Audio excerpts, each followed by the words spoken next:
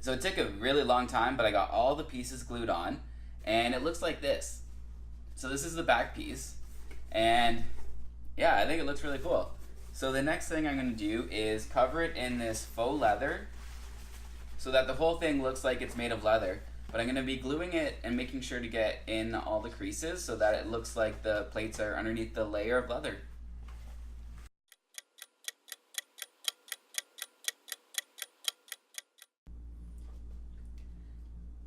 So I've only got one shot to do this and make it look good, or else the whole thing is going to be ruined and I'm not going to have anything to wear at Fan Expo. So hopefully it looks good. So I wouldn't really say that this was a difficult part of making the armor. It was just really time consuming. And I went through a lot of glue sticks, getting all the glue in between every single crease and having to hold down the material.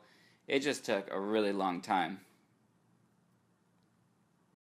Talk about another thing that took forever, but this was definitely worth it because I think it looks amazing.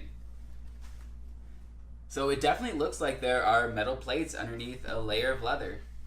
So the next thing I'm going to do is brush a little bit of white paint on some of the corners just so that it looks a little bit more worn. And then I'm going to add tacks onto them to look like the rivets on the plates. So now let's do that. This was really disappointing because it didn't look anywhere near like how I thought it would. So I did try to wash a bit of the white paint off, but it just didn't look good. It looked like I had white paint on it compared to it just being worn.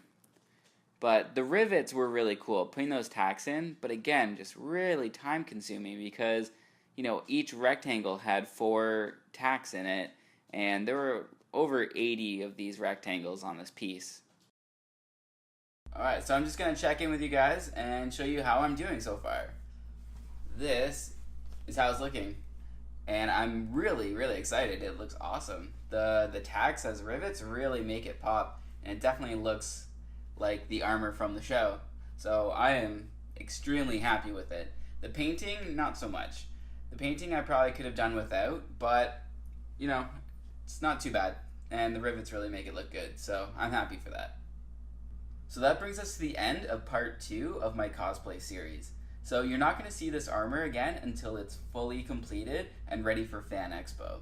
So make sure you guys subscribe so that you can see the next video where I start the next project, all leading up to me having an awesome cosplay costume for Fan Expo. So thanks so much for watching 1 Hour Hobby, the cosplay series.